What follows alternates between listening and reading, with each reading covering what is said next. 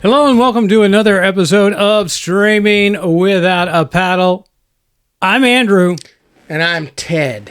I forgot the line. Ground control, Major Tom. Oh, yeah. Yeah. I'm going to go in with that, yeah. David Bowie. David Bowie. We was not in Mars. Yeah. Na, na, na, na, na. I'd rather listen to that than watch this terrible movie. This week, Ted and I took on Spaceman. And you have to say it like that, too. Spaceman. Starring Adam Sandler. It's a Netflix movie. I'm just guessing it's probably part of that big deal he made with Netflix. Probably. Whatever it was, 3-4 pictures. And it's 1 hour and 49 minutes. It might as well be 3 hours long. Woo. Might as well.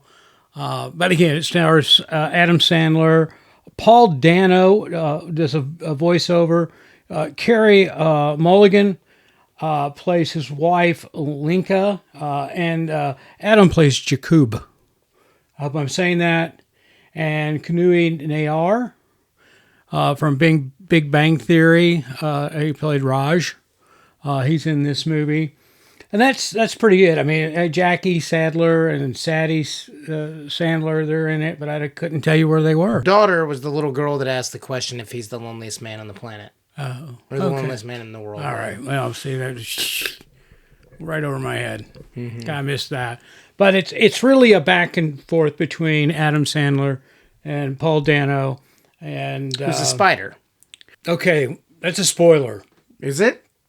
Yeah. That's a spoiler? I would think that would be a spoiler because when it happened, I didn't expect it. I mean, we can back this up. I don't. This week we're watching. I don't know how you talk about this movie without referencing the fact that I think you have. Yeah, I think there's a spider thing spider being that is the secondary main character. That's what it is. An ethereal space spider that could be millions of years old, that his planet has been gone and he's floating and he finds Adam Sandler, or is he fake? There's the real. We're not gonna. No, I'm just wondering if he was an apparition of 186 days alone in space. Here's the story. All right. First of all, it's based on a novel. I forget who it was written by. Somebody in the Western Bloc there, or the Eastern Bloc, excuse me. Because this takes place. This is the Czechoslovakian space program.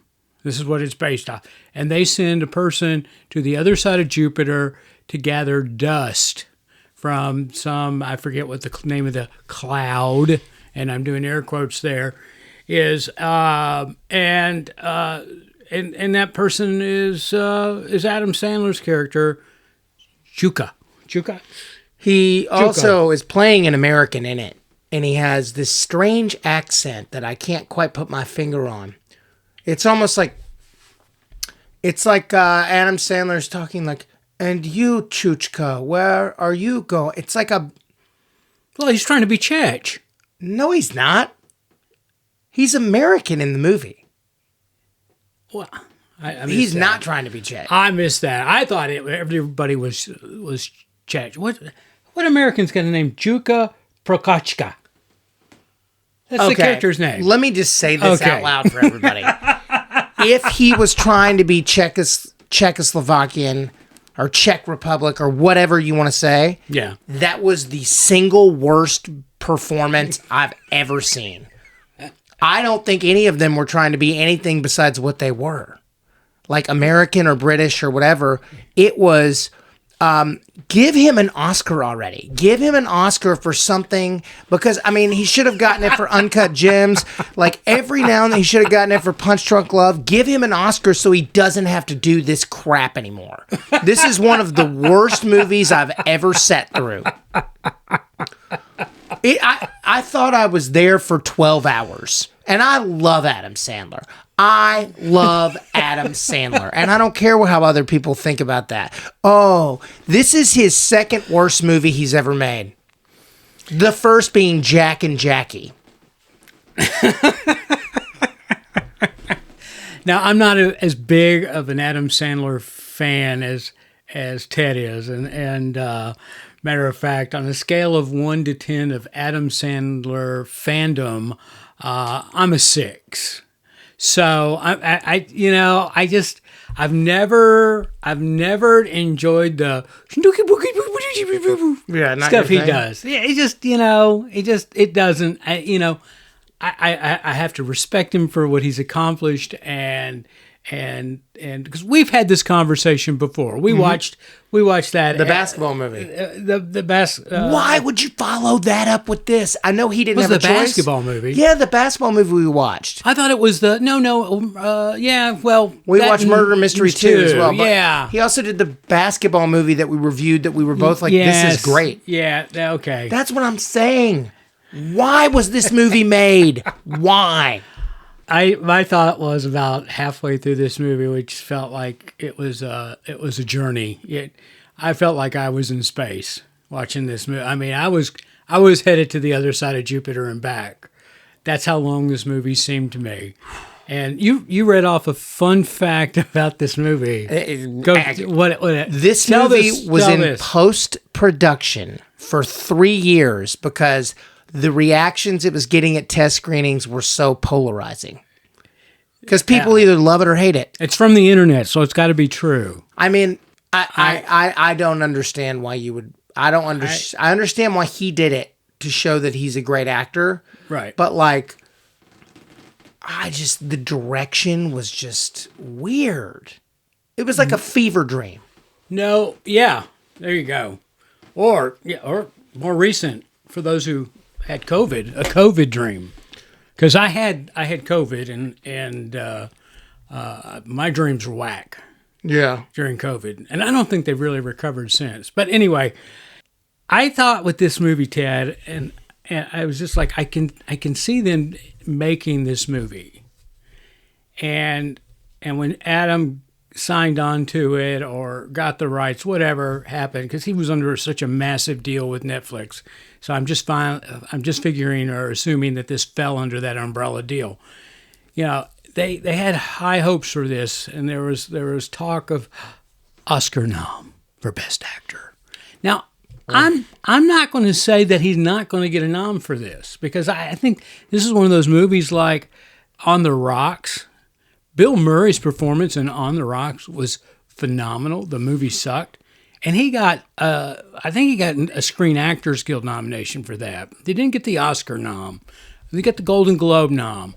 I think Adam Sandler is going to fall as Kramer, or as George would say about Kramer on Seinfeld, he's going to fall ass backwards into an Oscar nom with this movie. Okay. I do. I think he is. Now, does he deserve it? I'm not going there. I don't know. I thought his performance was good.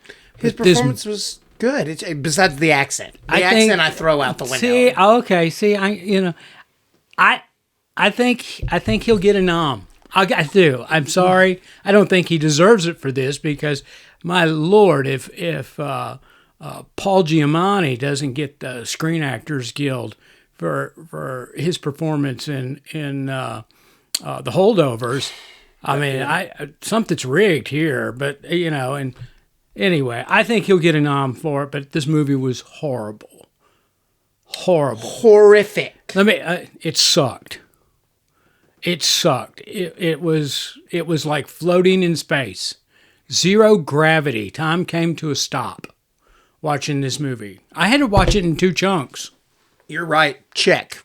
He's Czech. Yeah. There's no way on God's green earth, or whoever you pray to, that he can get a nomination after doing that weird vocal performance. I think the Academy is going to throw him some love, and he's going to get a nom for this, for his totality of work over his career.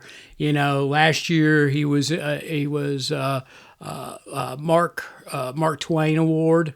I believe that's what it is. Mm-hmm. He won, and so I think the Adam Sandler train hasn't left the station yet when it comes to saying thank you for all you've done.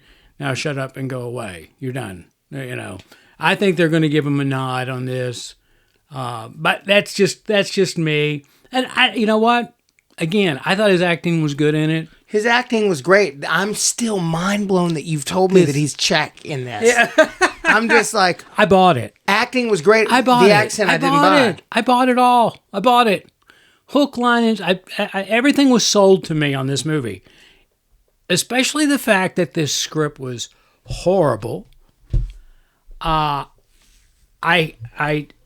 was nonsensical in the sense that it just kept dragging on and on and on, and it didn't have to do that. It should have been a 20-minute short. It was just not good.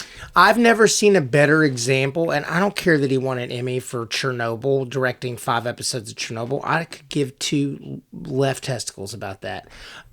I've never seen a movie that I know that they mainly directed music videos and commercials. Ever.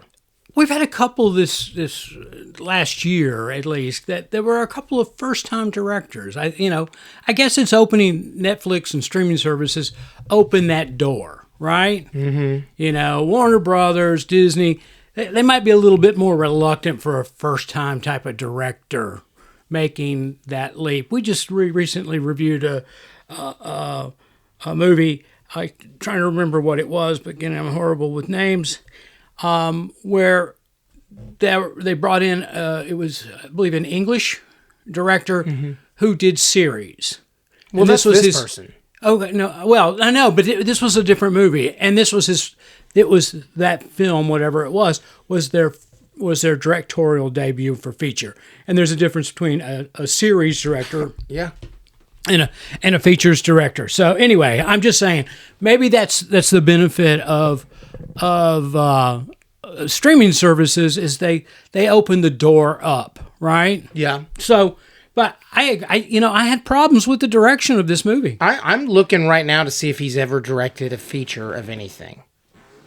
Yeah. I don't think he has. And it's just a bunch of shorts and music videos and TV series and it was that Kevin Hart movie. That Kevin Hart art movie. Yeah, that director. I'm sorry. I hate this movie. I hate it. I hate everything it's doing. And all the performances are great because they're all great actors. If he was Czech, then have a dialect coach. I don't know. Paul Dano was great as an ethereal alien thing. Yeah. Paul Dano's always kind of great. It's VO. He's great though. Yeah, I mean he's just in the booth reading scripts. Yeah, Carey Mulligan was great. Probably in his pajamas. Yeah, Carey Mulligan was great. Everybody was great. Yeah. So Raj from Big Bang, I thought the acting was good. Again, I think the script was horrible, and the direction on this was not well. It just it was hard to take in. If this is what the book that did very well is based on, like this what happens in the book, then who would read that? I couldn't because it would be in Czech. Well, I would be so pissed if I read this story by the end of it.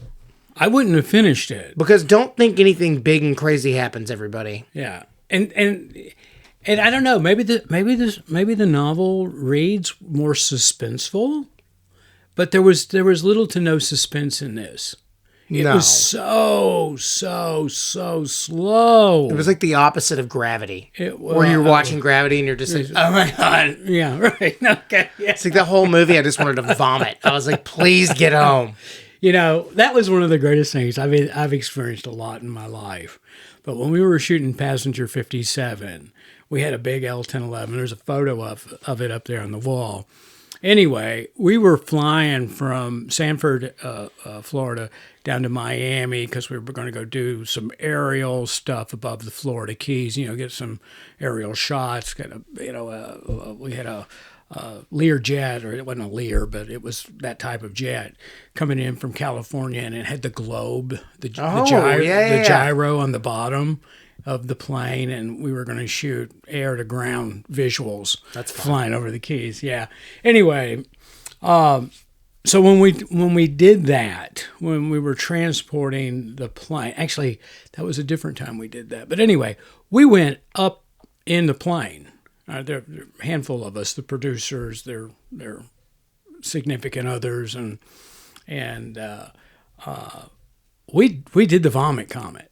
Oh. We went zero gravity, and when I say it, I mean we really went. I mean, you were floating. We were. Oh yeah, nope. Yeah. No, we did it. It was great because we got. I mean, we knew we were going to do it too. And that's why we got invited on the plane, and we got in our chairs, and the captain came on, and he said, all right, everybody, just stay in your chairs, but undo your seatbelts. Right? Mm-hmm. Hold on to your chair. All right. So we did that, and then he counted us down, and then we started the dive. And you could just feel yourself come up out of the chair. Oof. And he also told us to keep one hand on our chair while we do this. That way, when we start to pull out, we can pull ourselves back into the chair and hold on. And we did it. I mean, we were floating for like 30 seconds. Did you vom? No, it was so cool though to go. I was like, whoa, again. I've said this before, and I'll say it again. I hate flying a lot, and I usually have to have a drink to get on a plane. And I would rather do anything than go into space. Like I'm going down with the ship. No, see, I am. Believe it or not, I'm not too keen on heights. I mean, I don't mind getting in an airplane and flying and looking out the window and getting to my destination. All that works fine in my head. But I think if I got into space and then looked out a window, I would freak. I think I really would. But the zero gravity stuff, that was cool. That was real. Yeah. That's just one of those things you don't ever forget, or it's like anyway, cool. All right, Ted, let's throw some numbers on this. 54. Okay, I'm 45. I will never go below 50. Remember? Yeah, right. You reminded me. I mean, I'm a 45. I think it's the worst movie that, in my opinion, it's my least favorite thing we've watched. Yeah, well, last week we did that. We had a double feature J-Lo? last week. J-Lo. I watched that J-Lo movie 3 times in a row. Before I watched this movie... But you gave that a 50. Then this is a 50. This is a 50. This is as low a score as I can give something. Yeah, no, I would rather watch this than the J-Lo thing. So I think I gave it 10 points more than the J-Lo, but because I know it was in the 30s. But no, this was horrific. I mean, this was... I just couldn't help but think, and I would have given it a J-Lo score if it weren't from Adam Sandler's performance. I think he did that good of a job in this performance. If you were giving a performance for Adam Sandler in this movie, which is 95% of this moving, he's it. That's a great performance. He's 95%. I'm giving Adam Sandler an 8.5 on performance in this movie. He did that good. Just like Bill Murray in On the Rocks. Incredible performance. Crappy movie. I think his best performance besides not Righteous Gemstones, but whatever the one where he's the gym dealer, whatever that one is that I just said earlier. Yeah, unsafe gyms or unsafe whatever. I don't know. I don't know. I think that he was better in the basketball movie last year. Okay. Yeah, I think from my perspective, this was the best performance I've seen him in, and I know it was a difficult job for him. It'd be hard. I'm not going to be surprised, like I said, he gets an Oscar nom for it. Do I think he should deserve it? No, I don't, because I know there are going to be other things out there that are better than that. So, but anyway, that's 80. I give him an 85 or 8.5 for his performance in this movie, but it's a 4.5. As a overall movie. Yeah. So, don't watch it. Don't. Avoid it. All cost. Yeah, unless you want to watch Adam Sandler do acting. But I don't know why you'd want to do that. Skip it. Skip it. Yeah. What else is going on, Ted?